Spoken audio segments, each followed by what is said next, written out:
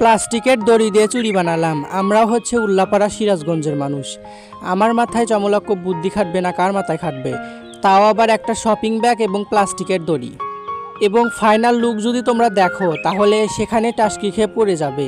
কিভাবে একটা প্লাস্টিকের দড়ি দিয়ে এত সুন্দর একটা চুড়ি বানালাম এবং কিভাবে বানালাম যদি জানতে চাও সম্পূর্ণ ভিডিওটা তোমরা স্কিপ না করে দেখতে থাকো।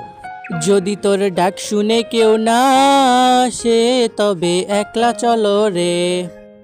আসসালামু আলাইকুম। প্রথমে এই গানটা দিয়ে শুরু করলাম কারণ আমি যবে থেকে ভিডিও বানানো শুরু করেছি আমি এ পর্যন্ত কোনো দিনে হচ্ছে আমি ক্যামেরাম্যান তারপরে কোনো কিছুই পাইনি। আমি একা একাই ভিডিও শ্যুট করি, তারপরে একা একাই ভিডিও ক্রিয়েট করি। তো আলহামদুলিল্লাহ, আল্লাহ যে ছেলে মানুষ হয়ে আমার ভিতরে যে এত প্রতিভা দিয়েছে আমি যে সেটা আপনাদের মাঝে প্রকাশ করতে পারছি, এটার জন্য অনেক অনেক আলহামদুলিল্লাহ, যেটা আমি কখনোই বলে শেষ করতে পারবো না। তো চলেন সম্পূর্ণ ভিডিও আপনাদের সাথে শেয়ার করা শুরু করে দেই।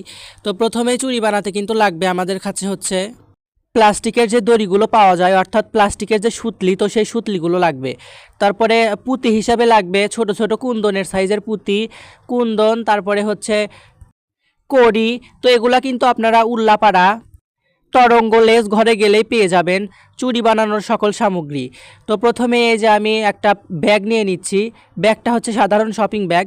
তো তারপরে আমার হাতের সাইজের মাপ নিয়ে, মানে আমি যেহেতু আপুরা যেহেতু নাই, ভাগ্নি নাই, আপু নাই, তো আমি আমার হাতের সাইজের মাপ নিয়েই চুড়িটা বানানোর চেষ্টা করতেছি। তো প্রথমে হাতের সাইজের মাপ নিলাম, নিয়ে এই যে হাতের ভিতর ঢুকাচ্ছি, দেখলাম যে মানে প্রপারলিভাবে লাগে নাকি।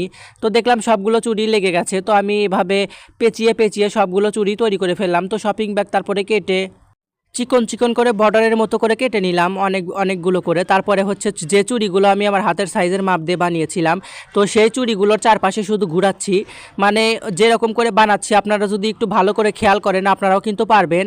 আপনারা যে কোনো বিয়ে বাড়ি, তারপরে যে কোনো অনুষ্ঠান বাড়িতে আপনাদের শাড়ি কিংবা কাপড়, আপনাদের ঘরে যদি চুড়ি না থাকে আপনারা কিন্তু এভাবে ম্যাচিং করে বানাতে পারবেন। একেবারেও যে খারাপ আইডিয়া তাও কিন্তু না। যদি খারাপ আইডিয়া হতো তাহলে কিন্তু আপনাদের সাথে শেয়ার করতাম না। তো এই দেখেন, মানে আমি যখন চুড়িটা বানাচ্ছিলাম, আমি কিন্তু চুড়িটা বানাচ্ছিলাম হচ্ছে 20-600 আঠা দিয়ে।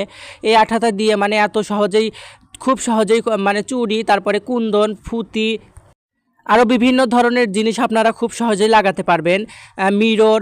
তো আমি এই আঠাটার সাহায্যেই হচ্ছে সব এই কুন্দনগুলো তারপরে কড়িগুলো লাগাচ্ছিলাম। তো এত সুন্দর এই আঠার বিষয়ে যদি বলি তাহলে শেষ হবে না। আপনারা কিন্তু যে কোনো কাজে, হ্যান্ডমেড যে কোনো কাজে এই আঠাটা ব্যবহার করবেন। তো দেখেন ফাইনালি আমার চুড়িটা রেডি হয়ে গেছে। তো বেশি সময় লাগে না, 10 থেকে 5 মিনিটের মতোই কিন্তু সময় লাগে এই চুড়িটা বানাতে। তো আমার যে আপু বাসায় ছিল না, তো আমি আমার নিজের হাতে দিয়ে ট্রাই করলাম। তো পরে এটা হচ্ছে আমার চুড়ির ফাইনাল লুক। সকলে ভালো